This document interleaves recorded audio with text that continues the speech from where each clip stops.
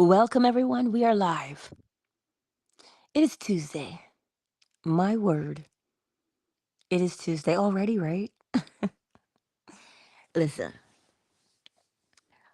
um, one of the most popular questions I get is, well, how do you know it's happening? How do you know you're changing? Listen, it happens naturally. Let me give you an example. If you do not like where you are, okay, we as humans, we tend to complain and we say things like, oh my God, I totally hate this place. I totally hate this place. I hate it. I hate it. I hate it. That's what we do.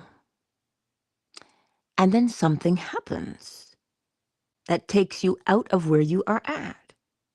It takes you out of where you hate. Hmm. Listen, the thing we say is, my God, I hate it here. Why is this? I just can't stand this place. And then something happens. It just happens. And you're like, oh my God, why'd that happen? Hmm. The path of least resistance is where it happens. Depending on where you are that you say you don't like, you see, something just happens to disrupt where you're at so that you stop being in that place. But you notice something? You're now in a place of limbo because you did not define where you wanted to be instead. All we did was say, oh my God, I hate it. I hate it. I hate it. I wish something would change. I hate it. But you didn't tell it what to become. For instance, if we say we don't like a relationship,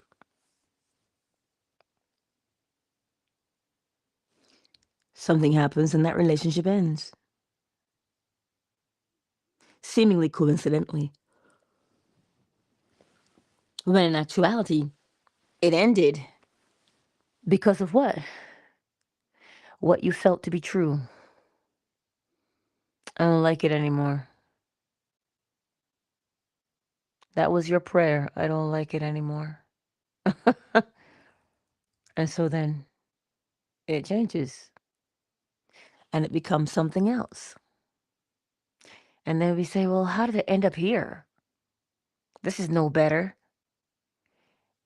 You did not tell it what to become.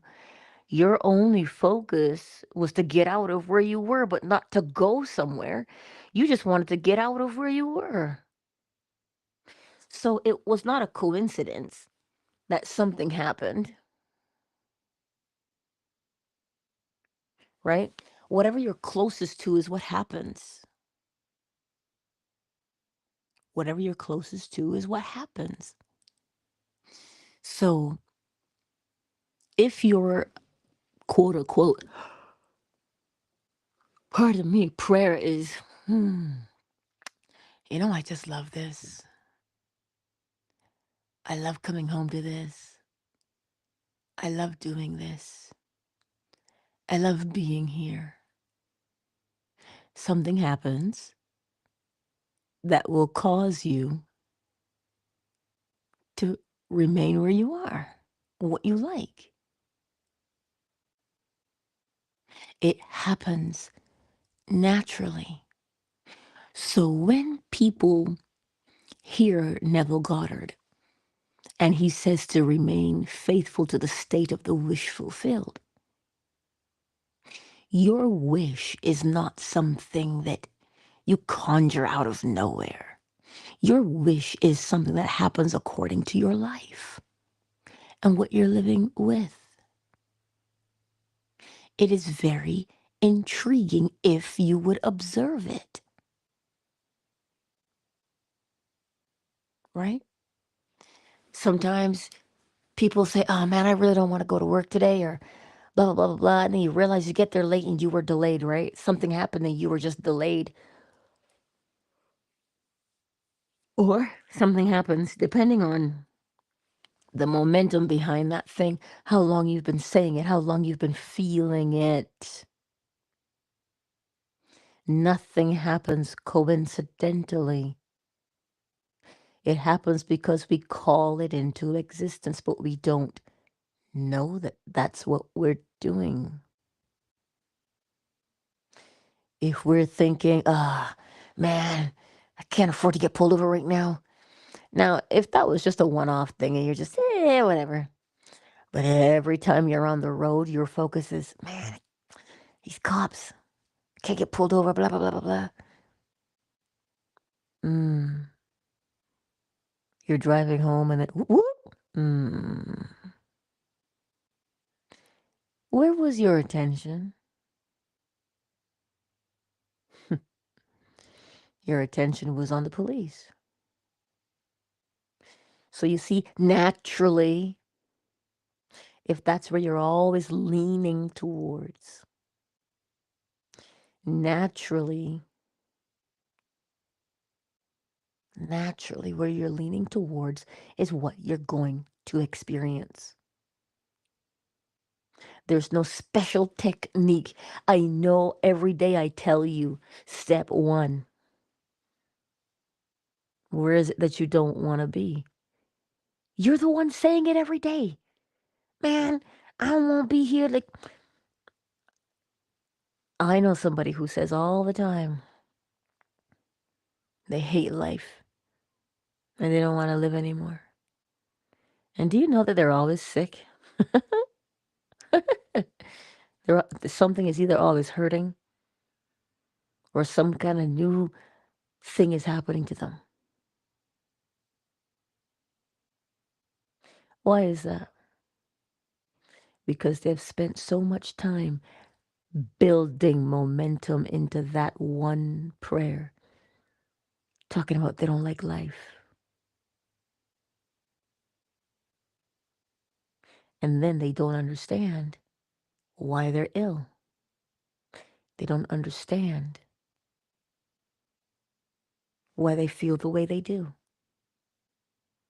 They don't understand what's happening to them. But we think that it's just sometimes this one-off thing. No, it isn't. It is the thing that you feel most potently. It is the thing you feel most potently that you naturally will experience. So if you are going, this is why it is important to point yourself in the direction of the place you want to occupy.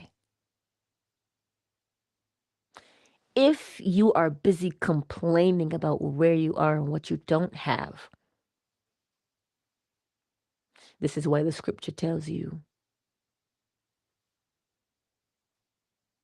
those who have much, they'll get more. But even the little that he has will be taken away. That's what that means. It means so long as your attention is upon what you despise. Hate is a very powerful feeling. Dislike, very powerful feelings. Very. And so if you're harboring those, and like I said, you're harboring them all day long, it will come to a head and you will experience something to the degree that you feel it. So now, it's not good enough to complain about what you don't like. Because then when that thing ends, you still end up in another place that you don't like because you did not define what you did like. So you see, the time that we take to complain and say, oh man, this sucks, I don't like it. If we would turn our attention towards, oh my goodness, you know what? I cannot wait. I cannot wait to plant my seeds in the garden, to get them to sprout. This is so exciting. I'm just so looking forward to my green thumb days in the spring and summer. Yay! This is exciting. And every day, that is where you turn your attention to. Every day, that is where your heart pours into. Every day, that's what your mood becomes. Every day, until such time, you're going to act. You're either going to go and get those seeds or get all the other materials you need. You're going to do something that is along the lines of where your attention is pointed. Naturally. We do it naturally. Hmm? I hope this is making sense to you because as humanity, we keep looking for some kind of a shortcut to change our lives. When the shortcut is ever before you, the shortcut is how do I move myself from one mood to another and remain faithful, so faithful to that new mood that everything just falls into place with the new mood. But we don't hold a mood long enough. We get tired of holding a mood. Mm? We get tired of holding the mood that we want to change into. And then if we get tired enough, we'll stop. We'll stop doing it. And then what we would do, go right back to what we were so that we can say, oh my God, I've been trying everything in my life, isn't changing. Do you see what we do now? So if you want your life to change, define the parameters. What do you want it to change into? Right? What do you want it to change into? That's where you turn your attention. That's where you have the inner conversations. But you see, we are having these inner conversations, and sometimes we don't know that we're having them because we're so used to having that particular inner conversation that it is so natural. Here's that word, natural, which means you've practiced doing it for so long. It is just so natural to you now, you don't even know that you're doing it. Change is exactly the same pattern. Change is the same pattern. We imprison ourselves the same way we free ourselves, all by our mental faculties. And it's that predominant prayer. We think that prayer is, Heavenly Father, I come before you today, Lord, and I just ask for forgiveness, Lord. I'm such a wretch. We think that that's what prayer is. When in actuality, prayer is, I love what I do. I love my life. I love everything about this relationship. I just love it. Over and over and over because that's your inner conversation. Just like you say, God, you just drive me nuts. I can't stand you. Blah, blah, blah, blah, blah. That inner conversation is your prayer. That is your prayer. And it is such a heartfelt prayer. It is heartfelt. Listen, it is heartfelt. And the thing felt is the thing experienced. But because we do not put those two things together, we float through somewhat blindly. We float through somewhat blindly when we do not remember what we did, where we ended up somewhere that perhaps we didn't want to be. Well, why did that relationship end? It didn't just end because you were bored. It ended because somewhere in you, that was your prayer.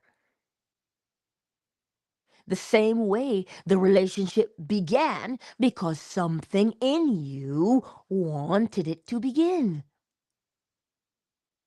But we do not see the corresponding thought and action. We lose sight of it and we think that, oh, I'm being punished. Oh, I'm being taught a lesson. No, you are having a predominant thought because you're living in a predominant mood. You are living in a predominant mental attitude. And from that predominant mental attitude, mental mood, inner conversation, you experience something. And it is from that experience, that is where now you allow your experiences to open your eyes. And this is not something that people like to hear. I don't like to hear it. I can tell you that right now. But how long was it? 3 years ago? Was it 3 years ago when I almost died? Man, you could not have come and told me that I brought that on myself because I probably would have choked you. I probably would have choked you. But you see, the art of quiet contemplation. I sat there and I looked back at every single thing I had done and what led me right up to that point. And I was like, well, hot dog, I did do that, didn't I? And it was from that place that I learned, oh, I did it, I can do it again. I just have to decide what direction I want to do it in. I didn't have to force myself to complain. I just complained naturally based upon the circumstance. We never have to force ourselves to complain. So you shouldn't have to force yourself to have joy either. They're just two sides of the same coin. We do what we do based upon the mental attitude that we have. And that mental attitude is a habit for us, meaning you do it and you don't know that you're doing it. So the hmm, the challenge is this. Look through your life, especially for the pivotal things that stand out. Some people say, God, I just can't catch a break.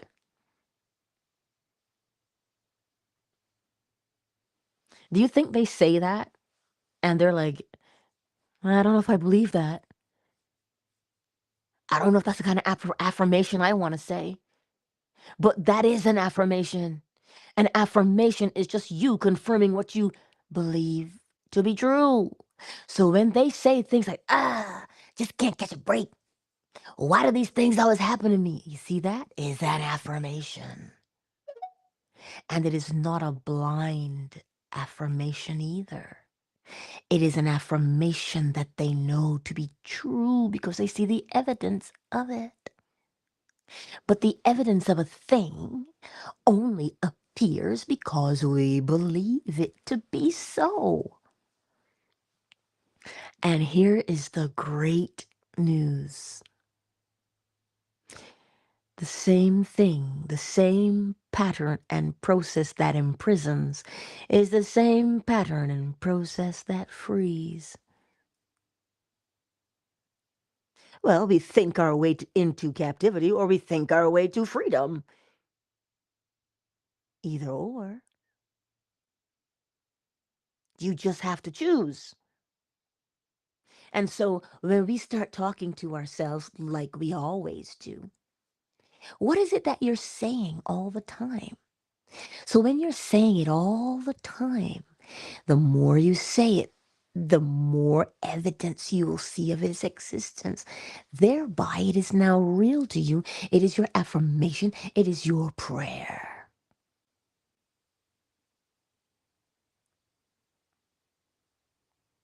That's what it is.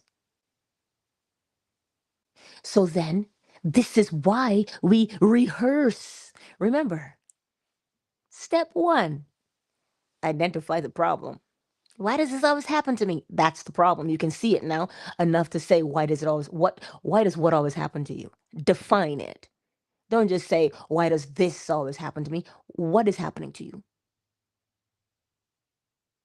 Say it. You say it out loud. Acknowledge it.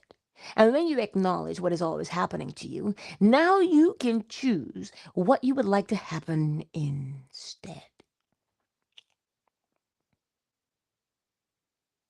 That's the first step. But we do it naturally, you understand?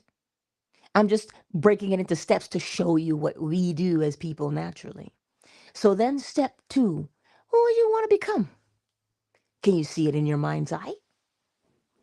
Hmm? If you can see it in your mind's eye, yeah, that's the one, right? You can see it in your mind's eye what you want to become. Now, here's the other part that's beautiful, part three. When you begin to see that thing in your mind's eye, it invokes a particular mood inside of you, a particular feeling within you. Oh, yes, it does. And what do you do because it feels good? Naturally, what do? You stay there and you pine over it. You stay there and you immerse yourself in that feeling. Some would call it fixating. Some would call it hyperfocus. But you are just so loving the feeling of the new place that you've seen yourself in your mind's eye, that every moment you get, you go back to that conversation. Think about it. Every time you've been quote unquote wronged, some people will open up a room and talk about it for the whole day. Well, this is what happened to me. You'd never believe what happened to me. They did this to me. And da da da da da. Oh, they open up a room and they talk about it all day long. And they meet other people who've gone through the exact same thing. And then the conversation starts all over again and they commiserate. Naturally. So then your freedom is exactly the same process. You become obsessed, not in a desperate way. There's two different feelings here. When you get that thrill, that excitement of what you see yourself becoming in your mind's eye, all you can do is eat, sleep, talk about it, breathe. All you do is be about it. That's all you're doing, day in and day out, until such time that it feels so natural for you to just talk about it, and you just, it's like a testimony. The person who's been healed, they just can't shut up about it. They got to tell everybody. This is why when you hear misery loves company, those two things are exactly the same. You can't stop talking about them.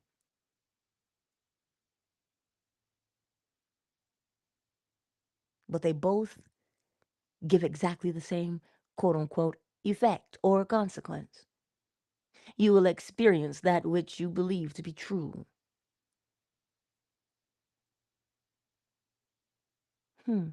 I trust this is making sense to y'all today. So that when you start now to feel the change that you want to become, scripture tells you you can't hold it in because it's like a fire shot up in your bones. You just got to let it out. You're just so excited about it. You just can't keep it within, but you're like, oh, just give me a minute. Let me just bask in the glow of this. And you bask in the glow of it. And you feel it. And nobody has to force you to think about it. You think about it because you love it. So it has your full attention. You are immersed in it. It is exactly the same thing when we fixate on the injustice. All you're doing the same thing.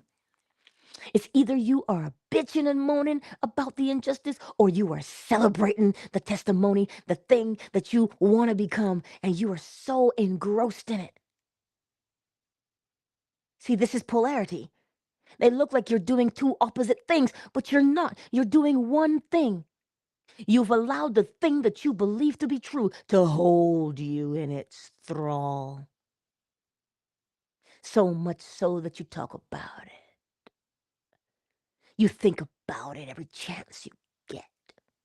You sit there and sometimes you shake your head and you go, damn it, because you're so engrossed in it. But the difference is this. One of them keeps you where you don't want to be, and the other moves you where you want to be.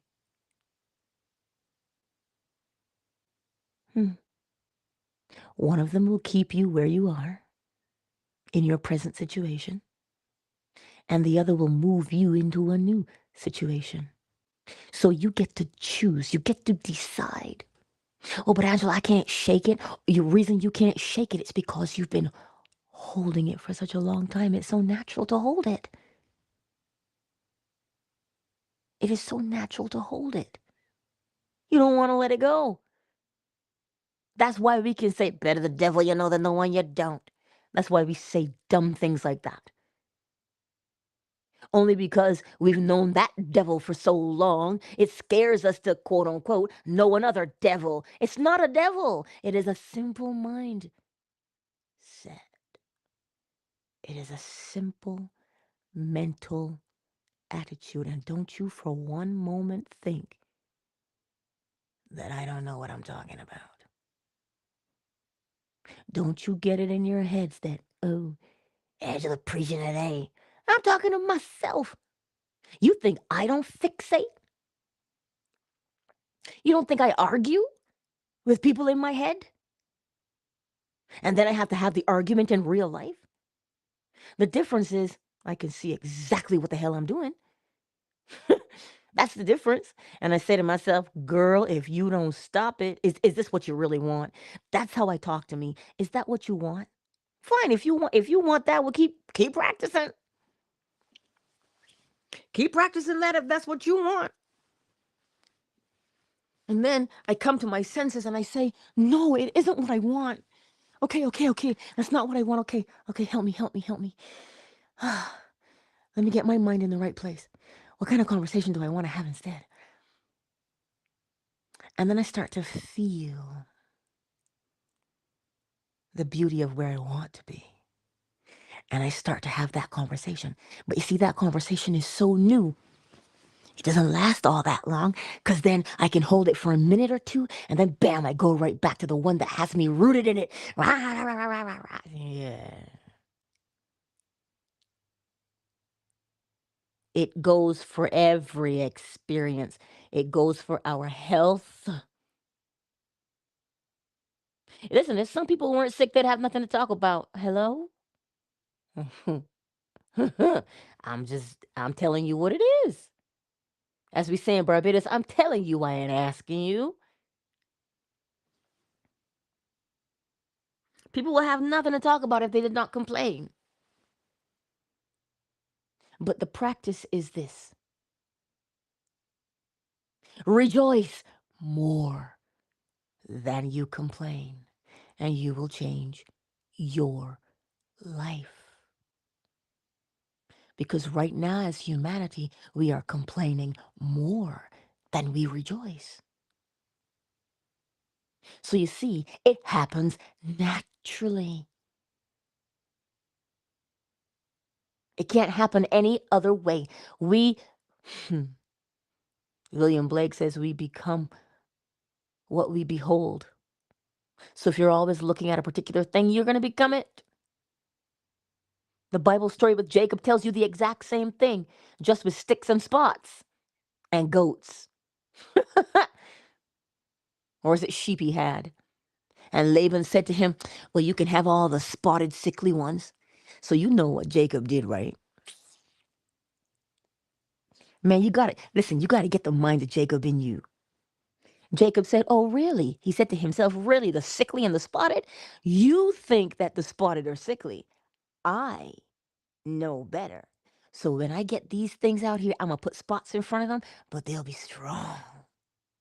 And because we are deceived by what we see, like Laban was, he saw spotted and he automatically presumed it was sickly. That's why he told Jacob he could have them. But Jacob said, nah, you ain't gonna mess with my money. Hell no. So Jacob, when he was feeding the sheep and the oxen, and they were standing at the feeding trough, he put spots in front of them so that is what they saw. Why? Because we become what we behold. That just means you keep looking at it, you gonna be it. That's what that Bible story is telling you. So when I tell you to get the mind of Jacob, the mind of Jacob tells you that you are not deceived by what you see. You create what you want to see instead. That's what having the mind of Jacob means. So how do you apply that to yourself and your life today as Jacob? Well, what's your present situation? What is Laban telling you? He's telling you you always got to be this way and you'll never be nobody. That's what Laban is telling you. Well, then you, in your mind's eye, you look at the situation and you say, if that is what you believe, well, I'm going to play a fool's part. But I know I'm no fool. But you begin to see what you want to see. You begin to do what? Hold fast to what you want to become in your life. And you put it before you day and night. You think about it. You breathe about it. You what? Be about it. That's what you do. And when you do that, well, then you have no choice but to become what you have beheld this whole time. And because they're looking at you in a particular way that says, oh, you should be failing. That's what they believe. But you, on the other hand, said, you can believe what you want, but I know what is. And you change your life. And then what happened to Jacob's flock? It outgrew Laban's. And Laban said, you got to get out of here. This is not big enough for the both of us. Take your stuff and go. Oh, indeed. Take your stuff and go. This is not big enough for the both of us. He had to let him go. He outgrew him. So, today, my beautiful friends, be like Jacob today. Naturally, we can become like Jacob like that by simply changing our mindsets. This is why William Blake said the Bible is written to the imagination. The Bible is written to the imagination. What else are you using? You can't go out there and become Jacob. You're going to live in the desert and wear rags and have a whole bunch of sheep? No. But the story is telling you what to do to become or have the mind of Jacob. It's also showing you what to do to have the mind of Laban. So Jacob had to become imaginative to say, wait, if I put spots in front of these, I wonder what would happen. And so he did. That is imagination. Laban did not use imagination. Laban used his eyes and he goes, oh, look at those spotted and sickly animals. He just saw what he saw. He was a man of sense, meaning eyes, ears, nose, mouth, skin. Yes. He was a man of his senses. He just went with what his senses told him. But Jacob was a man of imagination. He did not rely on his senses. he built from his imagination. And that is what we do naturally every single time we get into a group and we commiserate and we bitch and we moan. Oh, yes. But if you get into a group where we are uplifting one another and we are talking about the good things we want to accomplish and we are excited about it, those two rooms are doing exactly the same thing. They're building momentum. They're building your change. They're doing the same thing. But you'll know each other by your fruit. You'll know which side of the coin you were playing on sooner rather than later. And this is why that scripture, Romans 8:28, exists. It says, all things work together for good for those that love the Lord. All things work together for good, which means even if you were going through a tough situation, the good of that situation is to show you, wait a minute, all I got to do is change my mental attitude, my mental mood.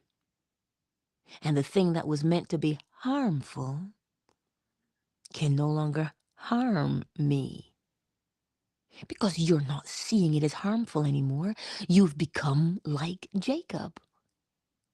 You've become a man or woman of imagination. Oh, yeah, you can clearly see what the problem is because you're not blind. You can see what the problem is. But the problem does not dictate to you whether you are successful or whether you are a failure. So whether it is health, whether it is finances, whether it is relationships, I do not care what it is. I keep telling you, we could have a billion problems, but there is only one solution to every single problem. And that one solution is your mental attitude. That's it. That's how we get in, and that is how we get out, with our mental attitude. I think I've made myself clear. I think so, because I feel like that's all that's left to be. I have nothing more to say. It is up to you, it is up to me to apply what we have learned. It is no longer good enough to sit on the sidelines. And then we have the audacity sometimes to be jealous of somebody else. We all have the exact same potential, dearie. One person is using theirs and the other is busy observing someone use theirs. That's the only thing that separates you from someone else. You being an observer and there being a doer. But that's it. There's no need to be jealous of someone. Hone your craft. Hone your skill. You don't have time to be jealous. Because, you see, from that place of jealousy, oh, Lord, what do you think you're going to experience? Okay, then, see? Listen, who's here with us this morning? Hey, it's Symmetric. Hey, girl. I see you. Hey, Solo Breezy. I see y'all here in these Twitter streets. I see y'all here in these Twitter streets. You know I love you. YouTube, Facebook, TikTok, who's here? Shea Butter. Hello, darling. Ow, Queen Mo is in the house. Hey, Queen Mo. I see you here in these YouTube streets. I just love you, darling. Who's here on Fanbase with us? Let me look at my screen and scroll. Hello, Michael. I see you. Ow, hey, honey. Surreal. Shaka. KZ. Ah, and beloved. I see you. Elizabeth. I see you. Yamila. Hello, stranger. I see you. So today, my beautiful friends, pay attention to what so naturally flows from your mind. And know this, the reason it flows so naturally from your mind is because you have entertained it over and over. And we know why, right? We know science. We know that that's a neurological pathway. But in order to set down a new neurological pathway, you've got to do the new thing more and with more feeling than you do the old. That's how you lay down a new neurological pathway. That's why Neville Goddard says feeling is the secret. You see, because we do things by repetition. We do them over and over and over again, yeah, until they become like a muscle memory. But the moment you start to feel it, that's when you say, oh my God, they left such an impression on me. That means they made you feel something. So that now, every time you think of them, the feeling comes right back. They set down like a hot branding iron into your brain a neurological pathway. And that's why we don't forget. Remember Maya Angelou. People may not remember what you say, but they will always remember how you made them feel. Because that is the key. If you feel it, you will do it. You can't take my word for these things. Observe your own life and you'll see it. But once you observe your life and you see it, now you have the keys to change. Anywho, let me get the chime. I don't know that you'll get chicken this morning. I don't know. He's awfully quiet downstairs. He is awfully quiet. He sure is. He's fast asleep, that one. Little itty bitty. He's fast asleep. But this morning when you hear the chime, what are you going to do? Will you observe your experiences and recognize what you've been doing this whole time? And know that the way in is exactly the same way out? Well, here's my segue. This Saturday, 10 a.m. Eastern Standard Time, is the Q&A workshop. I always give you generalities. But on Saturday, bring what that you have that problem. Bring it. And specifically, we'll walk you right through it and show you what that predominant thought is, what that predominant mood is, what you're saying to yourself. And then we'll help you find the one that is most natural to yourself to change it. The link is in the description below. It is on my Twitter wall. Fanbase is in the link above you. It's a 2-for-1. You can bring a friend.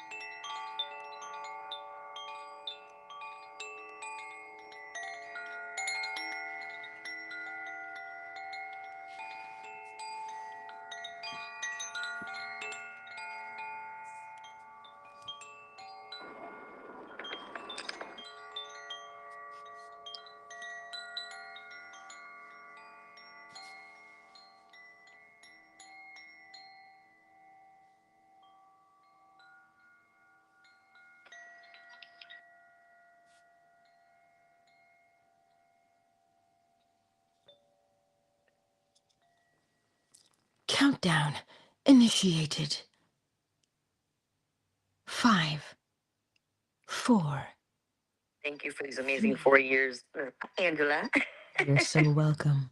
2, 1.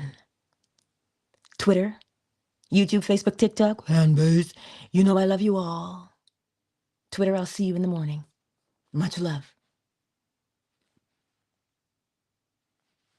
YouTube, Facebook, TikTok, I will see you.